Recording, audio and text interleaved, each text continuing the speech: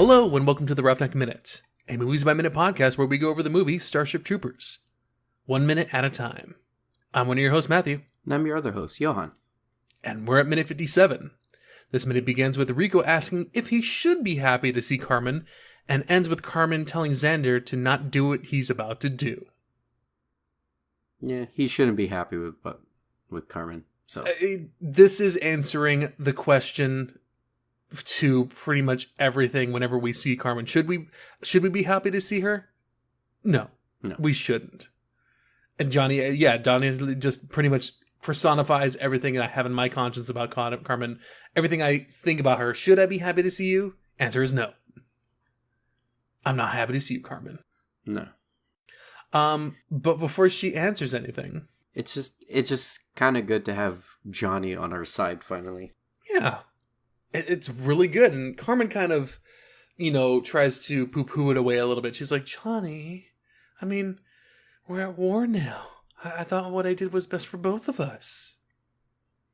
And, gosh, Rico gives a great line, specifically in this minute, just for that, too.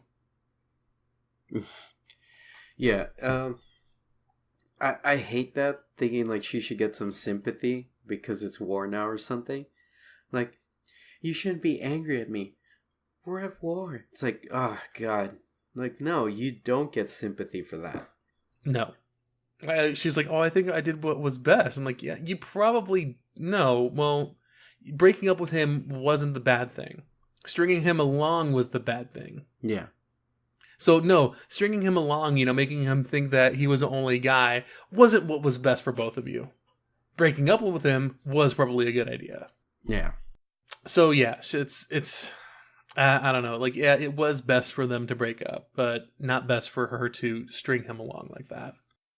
Yeah, because what made everything worse was just the prelude to everything. Yeah. And I think that's kind of where we started to hate her, just because we knew what was coming.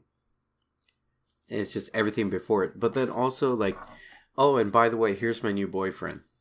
Yeah. Like, shouldn't you be happy to see me? It's like, really? Yeah, so as soon as, she says that too, who comes up but the new man, the man with a plan? Yeah. I'm the man with the plan. Brian Kendrick. Yep.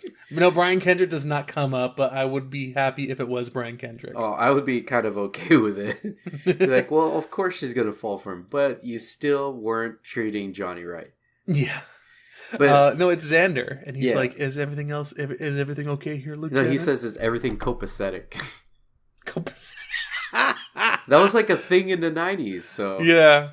But the thing is like, Carmen makes me pull out the ghetto in a way, and I try not to. Because, like, when she says, like,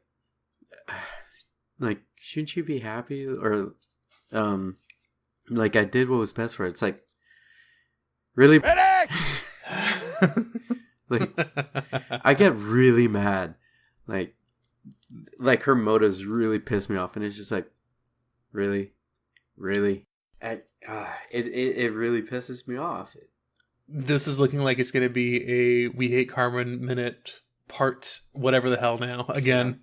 It just never ends with this girl. It really doesn't. Especially, I think it's these 2 minutes, especially because, Johnny's finally realizing what's going on with her and why they broke up as well, too. Not only because they're going to be far away and everything, but because of Mr., number 2 right here. Yeah. And it's not Xander's fault in any ways. He wanted her. That's fine. Like, and he got her. Good for him. But the way she did it makes it her fault, not his, that he wanted to be with her. Yeah. Xander comes up, says, oh, hey, everything okay here, Lieutenant? And she says, Xander, you remember Johnny?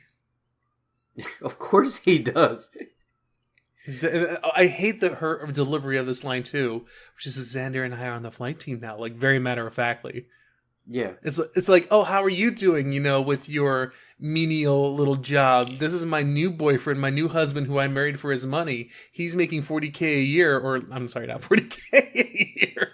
He's making $400K a year, and he's popping out, we're popping out kids. How are you doing, Johnny? But, remember how he said there's a lot of things in the script that portray Carmen as a really bad person that was cut out? Mm-hmm. In the scene, Xander's supposed to put his arm around Carmen, gives her a tight squeeze, and says, "Best in the fleet." Whereas this one, there's a little bit of a... Even though it's only like a 6-inch separation between the two of them, like, he's supposed to give her that squeeze, which makes that whole exchange even worse for Johnny, but also pushes more the fact of, like, that they're together without having to say anything to Johnny. Yeah. But Xander lays it on thick. Yeah, he basically just, in this one, he doesn't, squeeze her or, grab her tush or anything like that. He just, best in the fleet.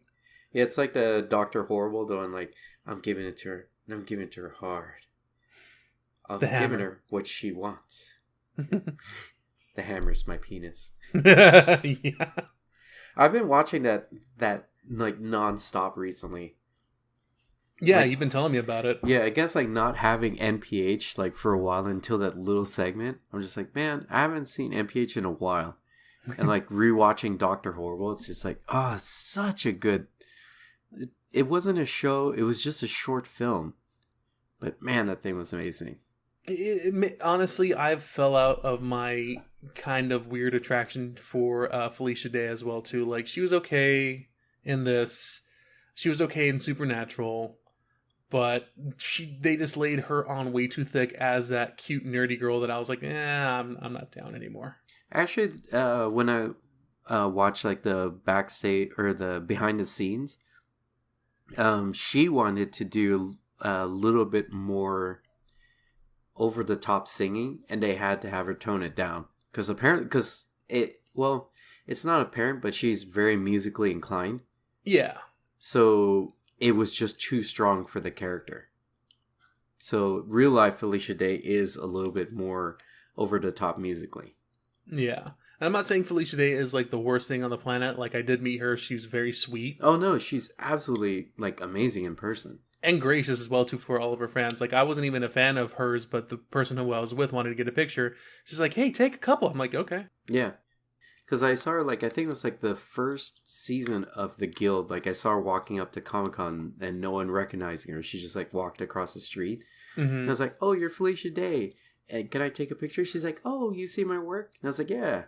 Like, she was, like, happy of the fact that someone saw her in something at the time.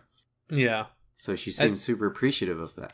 Yeah, I think, what was it, during the time, it was before BlizzCon, and a friend of mine were at, like, a pre or post BlizzCon show outside of Anaheim, and she was there.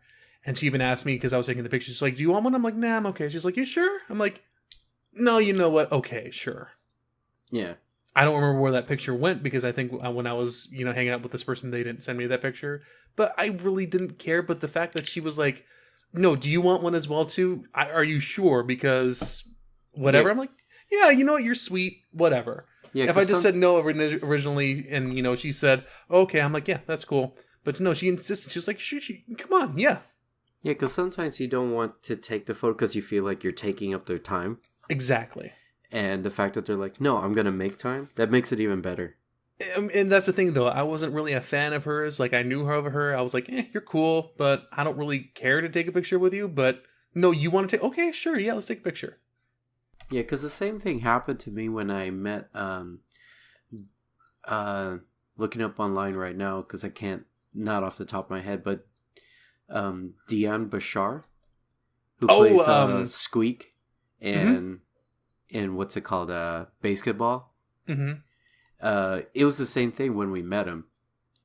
He was just like, because my buddy, he wanted like a signed photo, and he's like, do you guys want a picture? And I was like, yeah. So I got the camera, and he's like, no, do you want to be in it too? And I was like, yeah, cool. And then he had his friend like take the picture for us. So enough about some gushing. Yeah. So that's when Xander says best in the fleet. Mm-hmm. Then Johnny starts to realize what's going on. Good for Johnny. he delivers the best line of this minute by far. Yeah. I get it. This is the part that's best for both of us. Don't do me any more favors. Yeah. And just rushes off. Now, he is being kind of a little bit of a drama queen a little bit because he's upset, and I get it. But you're showing your hand a little bit there, Mr. Rico. I mean, yeah, be upset, but you don't got to storm off and be like, hey, you got to act cool, dude. Just like, hey, look at her in the face. Hey, don't do me any more favors. And then walk off like cleanly, like back up a little bit, turn around and like walk cool off. But no, he's turning around like mad, like pulls away from her, like angry as heck. Yeah, well, he would, but you also don't look at an explosion as you walk away if you're cool. So he just dropped the bomb and he turns around. I suppose. So, but that's like, yeah, you're right. That is one of the best lines because he's like, oh, I get it.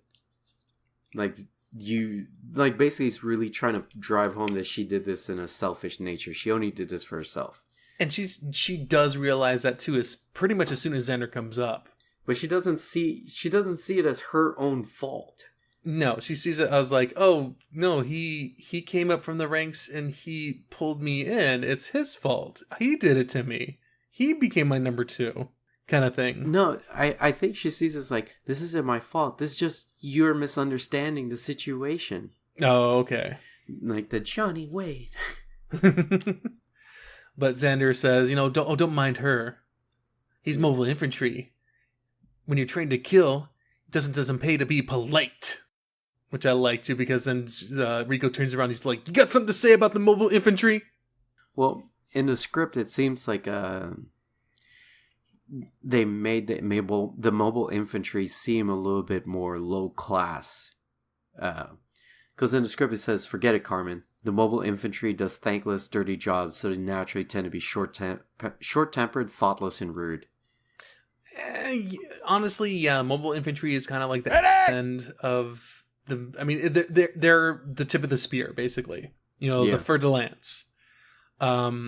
But it's necessary, but I mean, it's the whole entire, branch warfare or the branch, jibbing or the branch kind of stuff that they go on even in today's military where like people will call Air Force chair force even though they don't do anything kind of like that. Or how, Marines are big and dumb and don't know anything, kind of stuff like that. Yeah.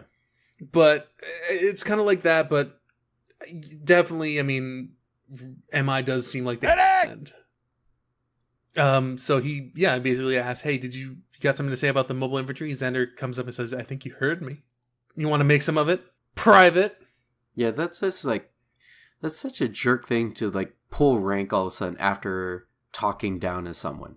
Oh, yeah. I mean, it really is. He's definitely showing his hand as well, too. I mean, everyone here is a young, dumb, supposedly teenager. And they're just waving their around like crazy right now. Yeah, but it's just to like provoke someone, and then as soon as there's going to be a response, he's like, he pulls rank. Yeah, like that's just cowardly.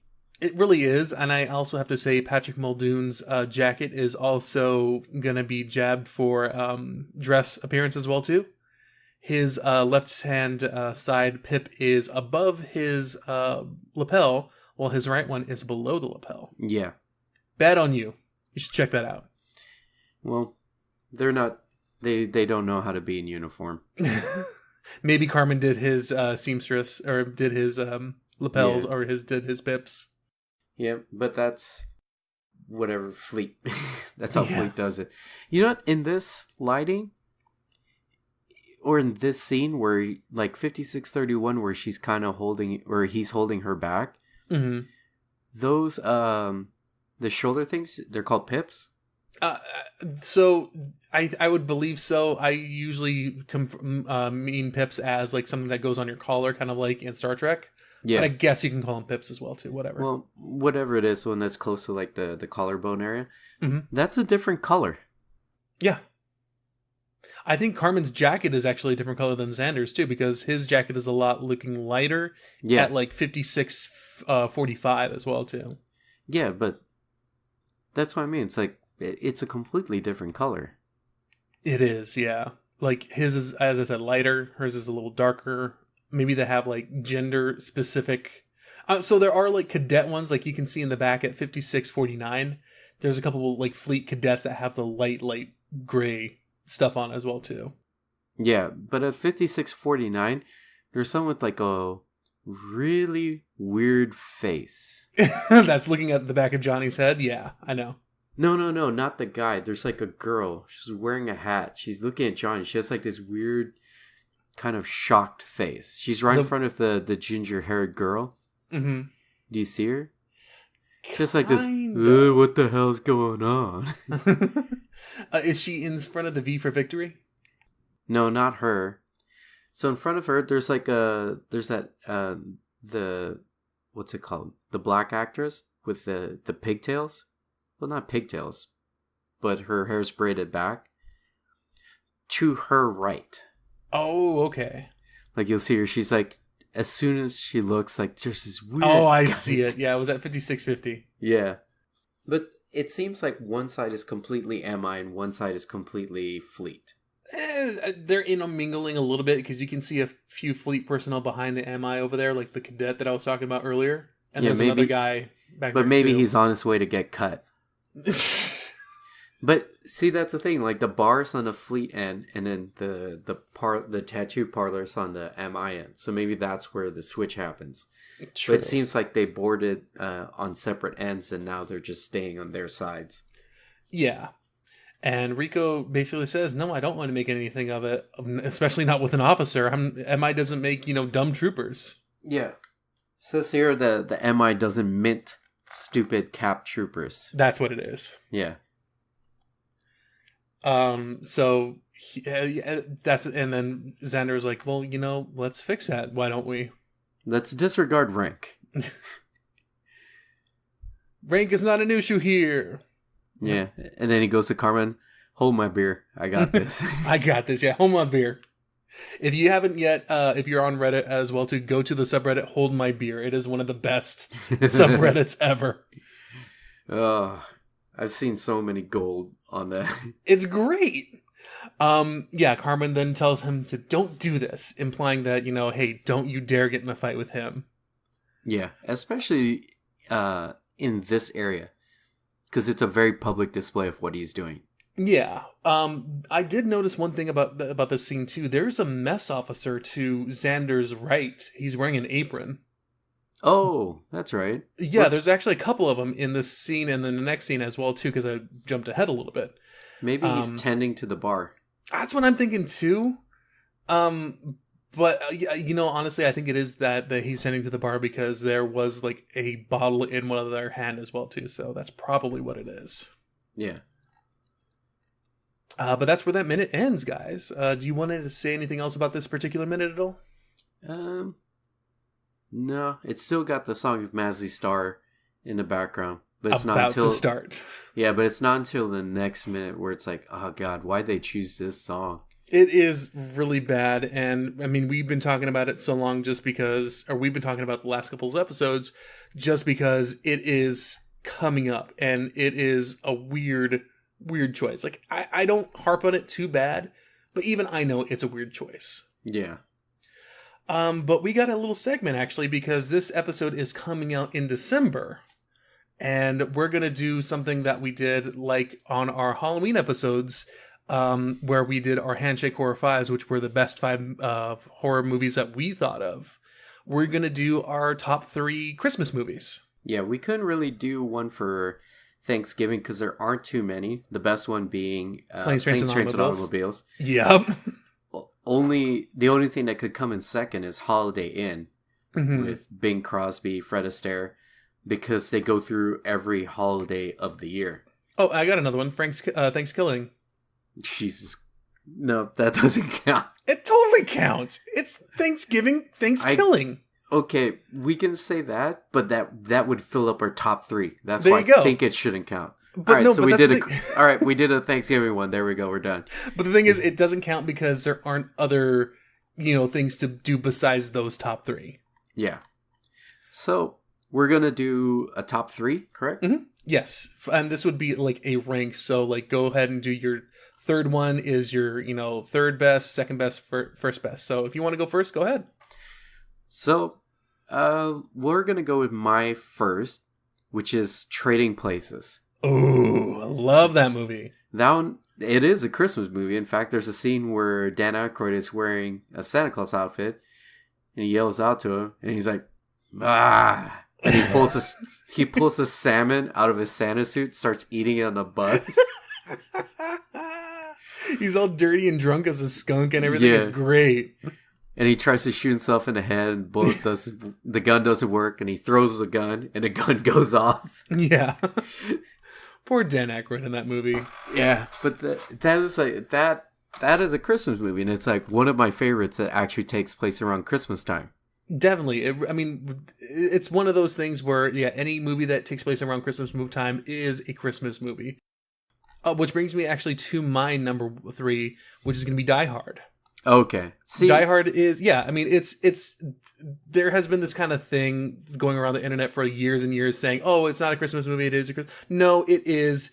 And you're not witty for saying it is a Christmas movie. Oh, it's technically a Christmas. Yeah, it is. It takes place on Christmas. It's a Christmas movie. Whatever, man. See, this is how I'm ranking mine. Like, Die Hard to me is a Christmas movie.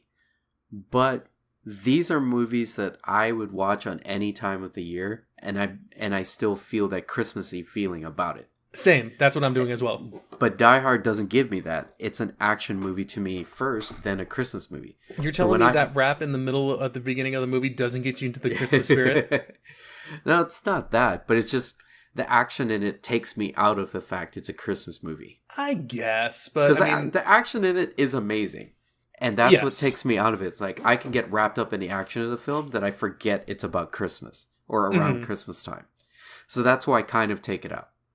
Okay. What's your second one then? All right. So my second one, this is one that like, it just never stops that this thing is always about Christmas for me. Charlie Brown Christmas. Oh, classic. Okay. We pass it down to my nieces. It's just one of those, and the horrible looking Christmas tree. The idea of a bad Christmas tree brings it out in people to buy bad Christmas trees from Christmas tree lots, because otherwise they would always have perfect ones, but they always have like the defect ones, quote unquote, and people buy them because of this movie. Yeah. Then they decorate it the Charlie Brown way. They try and make it beautiful when it's a horrible looking Christmas tree to begin with. It's crooked. It doesn't stand up straight. The branches aren't symmetrical. But this movie brings that. That perfection out of imperfection. Plus definitely on that, yeah. And the kids dancing and them skating on the ice. Everything about it. It's a great Christmas movie, in my opinion. The music as well too is the quintessential music for me for Christmas. That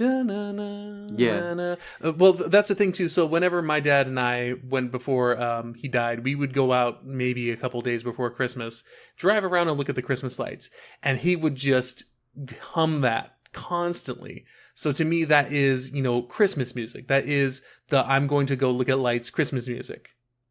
Okay, so what's your number 2? My number 2 is going to be, I don't know if it's going to be everyone's number 2 or even on anyone's list, but Jingle All the Way. The Arnold Schwarzenegger? That is correct. Are you kidding me? I love that movie. Arnold Schwarzenegger and Sinbad is on your number 2. Arnold Schwarzenegger, Sinbad, and Phil Hartman.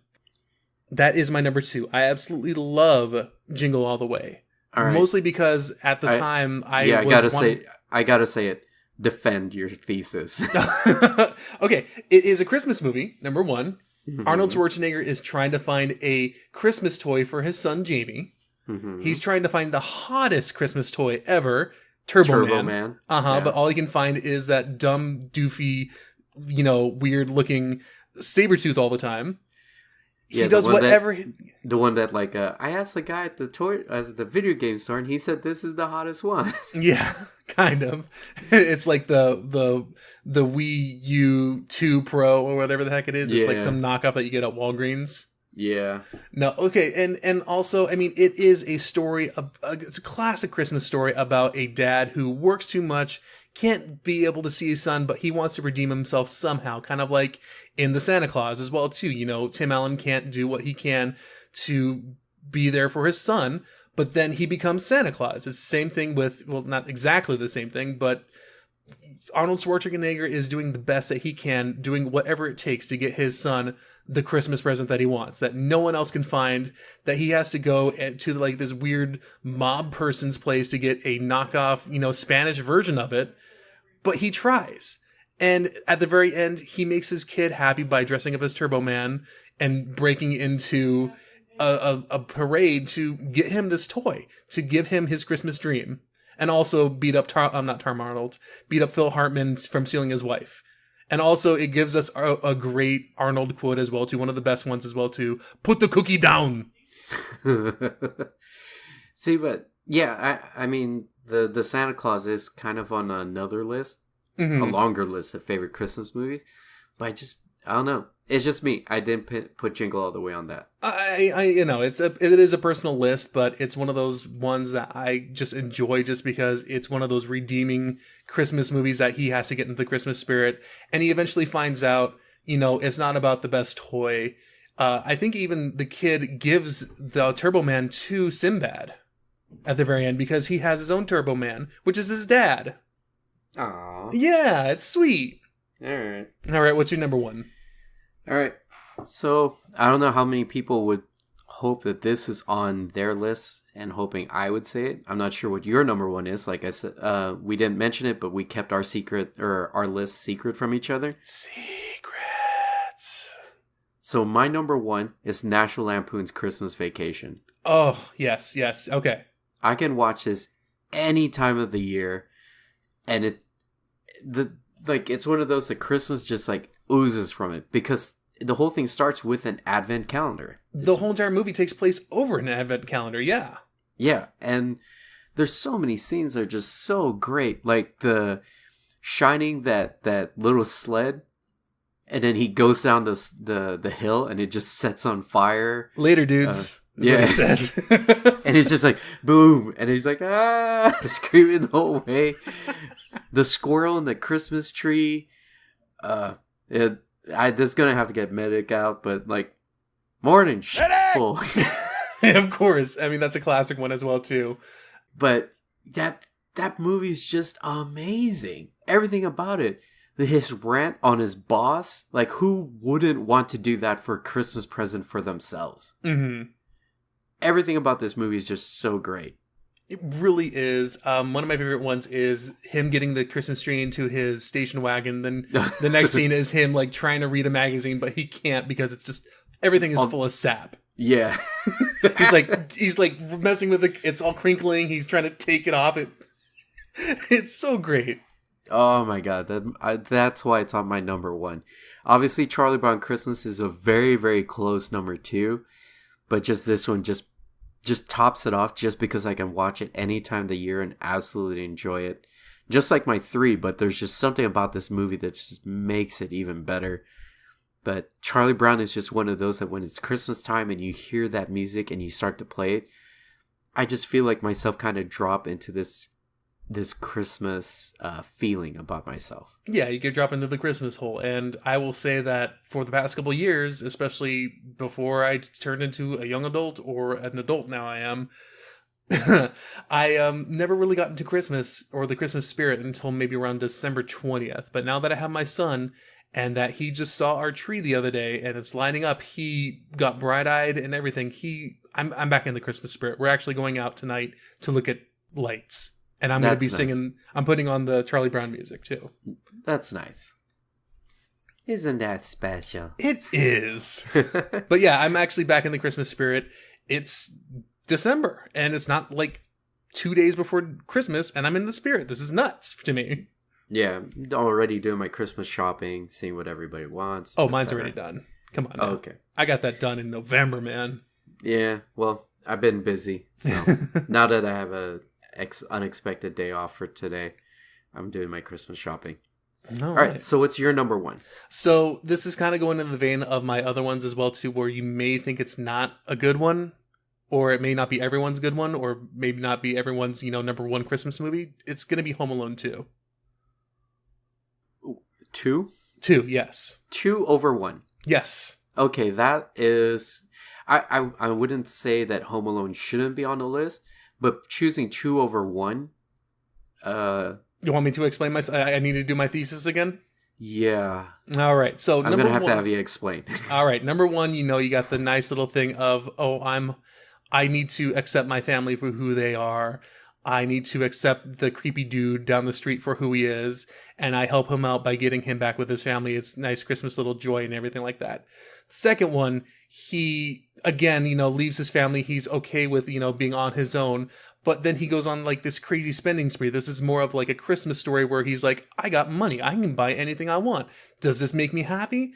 Kind of, but only for a short term. What makes me really happy? Let me donate, $20 to the kids.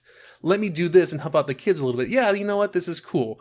Then the wet bandits turn to the sticky bandits, decide to steal that money that is going to the kids. He decides, no, you know what? These kids deserve a Christmas more than anyone else because, who else is going to give them a Christmas? Mr. What's-His-Face is going to give them one, but the sticky bandits are going to steal it. He goes on his crazy trap mayhem craze on this old house to get back the money. Actually, they don't even steal the money. They just have the pictures of him and they try to get the pictures back from him. But even still, he's learning. It's not about, a family Christmas thing, like he should accept his family. He's learning more that this is what Christmas is about. Maiming people and everything to make sure that the money doesn't stay. The money goes to a worthy cause. And also his little, it's kind of the same thing with the old dude as well, too. The little subplot with the lady is a lot better than the old dude, I think, just because she doesn't have anyone except for Kevin. And at the very end, the little turtle doves and everything, it's just a sweet little gesture. But she remembers him. He's going to remember her for the rest of their life. It's and then at the very end, he loves everyone still, and everyone gets a present. And especially Rob Schneider as well, too. He gets that gum. Yeah. I don't know. I think 2 to me is a lot better movie than number 1, especially with the message.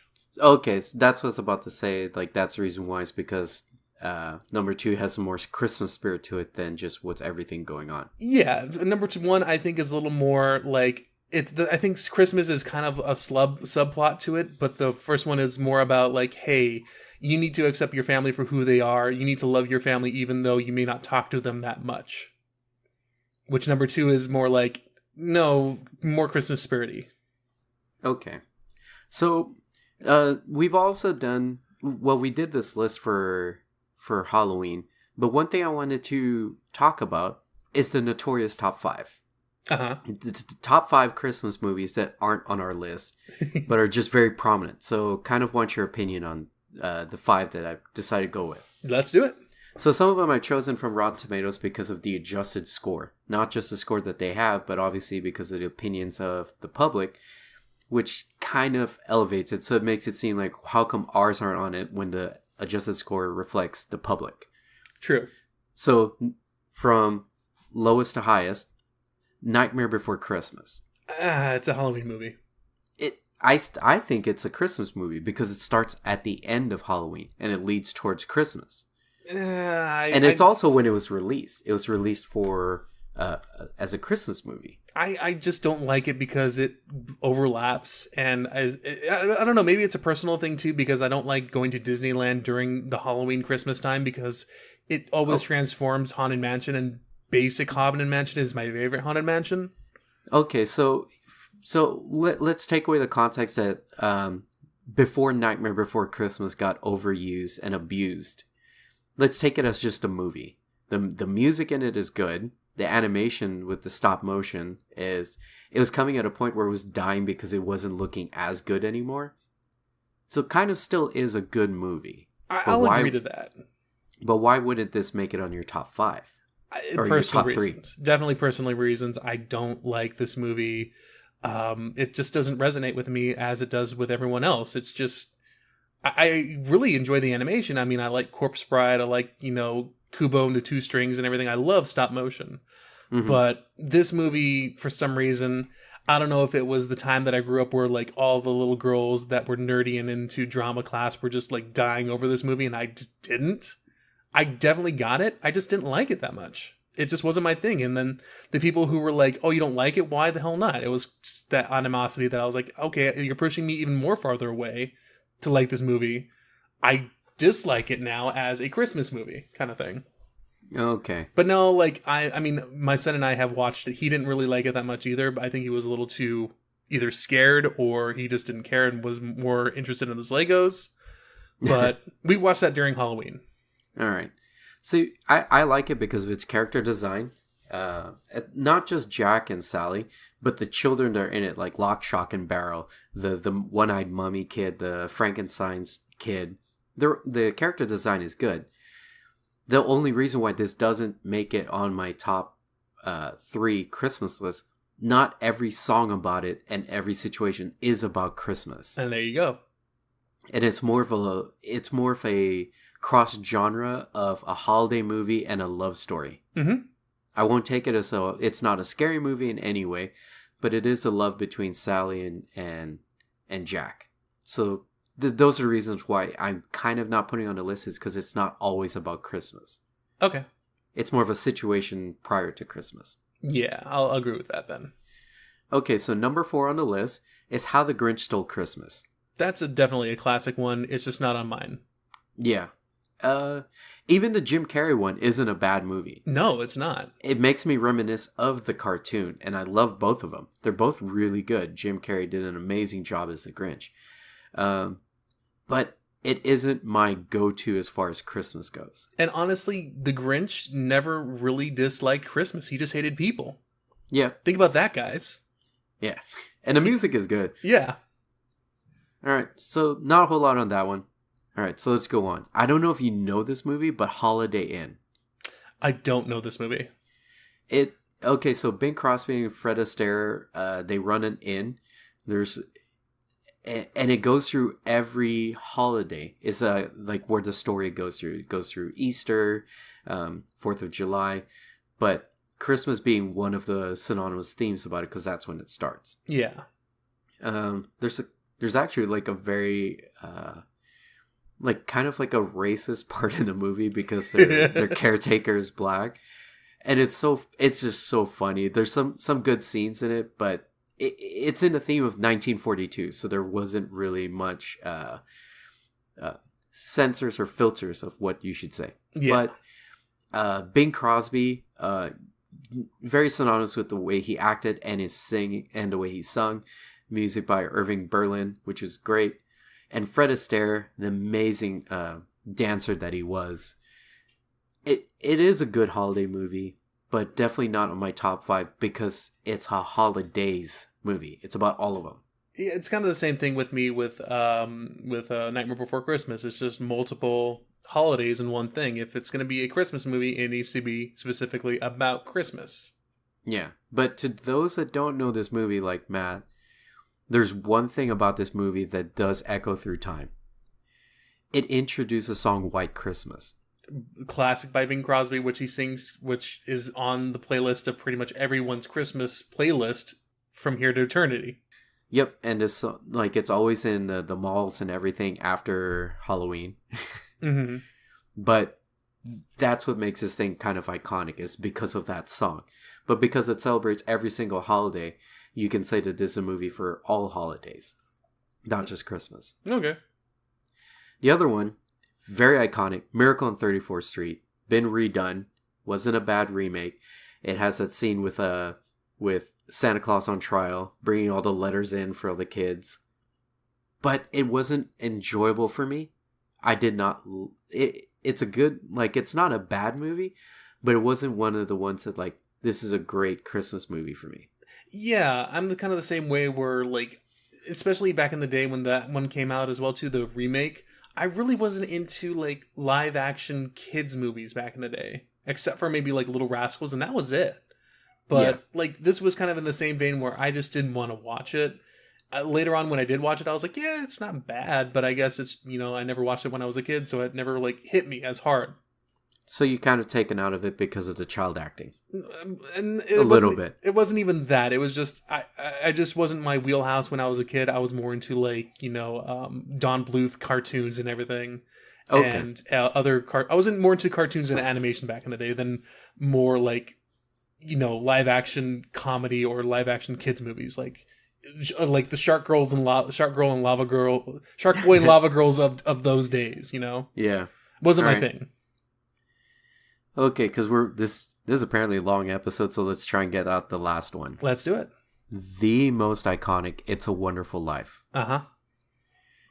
Everything about it, every line is quotable, but it's his life, not Christmas.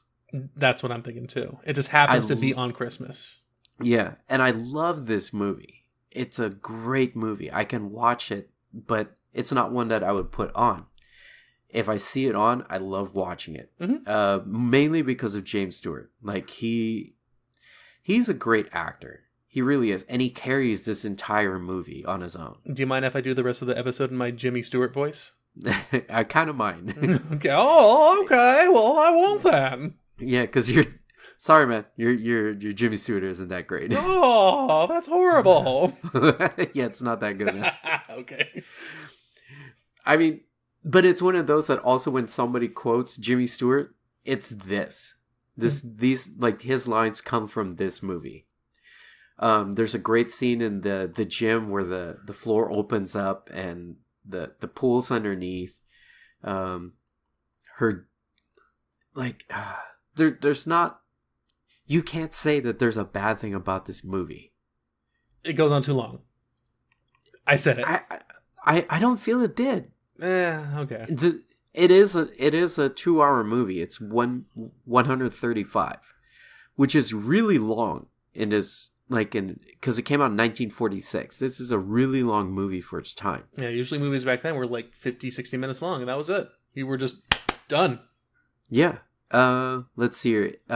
Miracle on 34th Street was 96. Yeah. Still a long film at that time. Around now, 135 is par for what we have nowadays. Yeah. But this, I want it to be on my list of Christmas, but it just isn't. There's just something because it encompasses his life, and it just so happens that he's choosing to jump off that bridge to commit suicide on Christmas. That doesn't make it a Christmas film to me. Just because he has this change of events or a contemplation of his life that happens to be on Christmas doesn't make it a Christmas movie to me. But I love it. Absolutely love it. But I love that it takes place around Christmas. Yeah. But it just doesn't make it a Christmas film to me. I mean, you could have done the same thing, but have it take place on Valentine's Thanksgiving. Day. No, Valentine's Day. Well, even Thanksgiving, because then he becomes thankful for everything that's around him. Well, I'm thankful for my wife and Bill's house and Bill's house. Yeah, everything's in Bill's house and George's house. Hey, what are you doing with my money in your house, Bill? Yeah. But you know what I mean? That this just doesn't...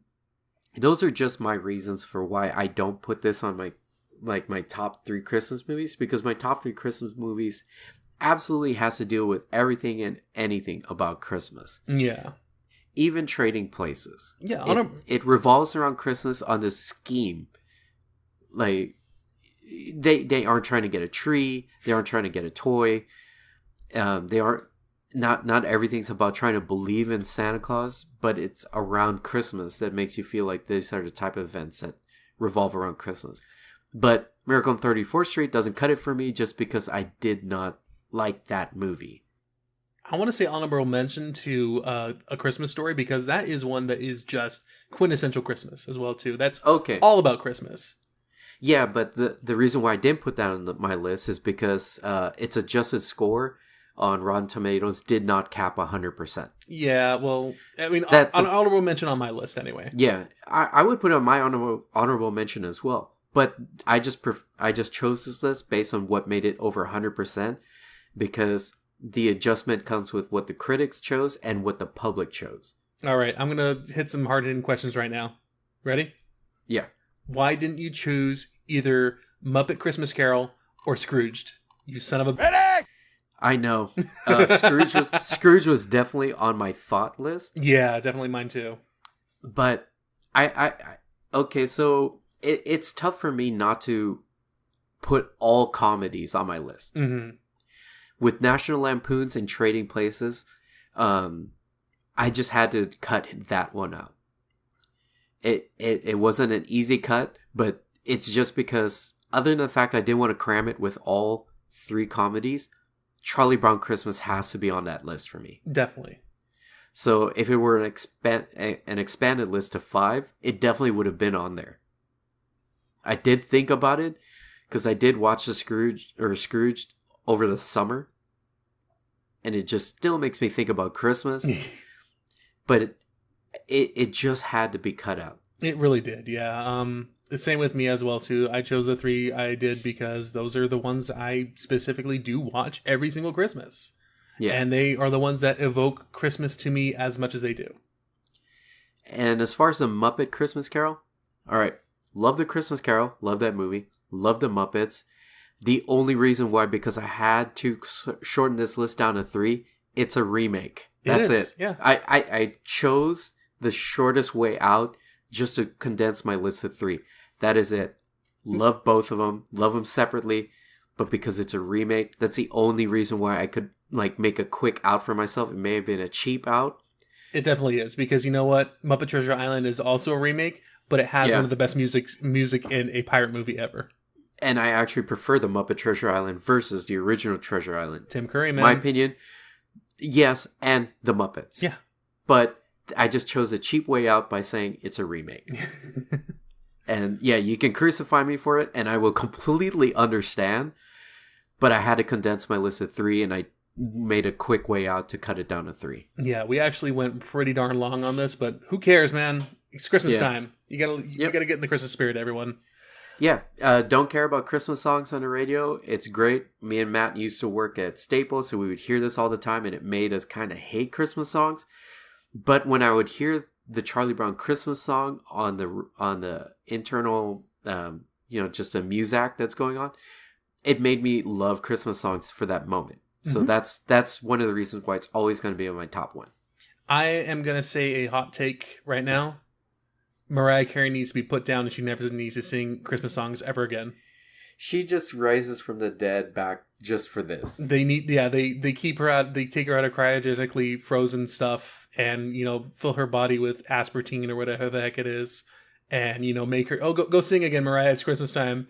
All I want for Christmas. Yeah, this is the only reason why Boyz II Men keep coming back around Christmas time is because of this. Yes. But that's where we're going to end it, guys. It's been a long episode, but thank you for sticking with us. Where can they find you, Johann? You guys can find me on Twitch and Instagram at j-d26. You can find me on Twitter at OMG It's Johann. I also definitely want to do a quick little shout out because of Cyber Monday. I was able to buy a brand new mic. Found out there were issues with my previous mic, so I got this one. It's the Yeti Ice Ball. Freaking love it. Yeah, it's hopefully when I edit this one, it sounds great. I'm looking forward to doing that really well. And guys, again, we have done a new version or a new way of recording these episodes, so let us know how you like them. I personally enjoy editing them this way, and also they sound great. Yeah, so even if your opinion is meh, then at least we know it's okay, it's just as good, but we found a better way to do things. Yeah, let me know, especially on our Facebook group at the Roughneck Minute Billet. You can go on there and let us know what you think about the sound, and also give us your holiday, your top 3 Christmas movies as well, too.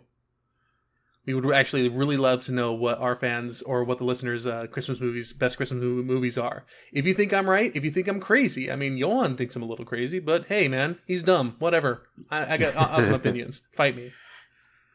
You can also go to, you guys can follow me at AltTabMatt pretty much anywhere online. But you can follow us on Twitter at the Roughneck Min, M-I-N. I already said our Facebook group, but you can go to our website, the roughneckminute.podbean.com for any past episodes of show notes. Or you can also subscribe, rate, and review us on iTunes, Google Play, Stitcher, what have you, or any other podcast you can find. But I've been one of your hosts, Matthew, guys. And I've been your other host, Johann. And we will see you on the bounce, troopers.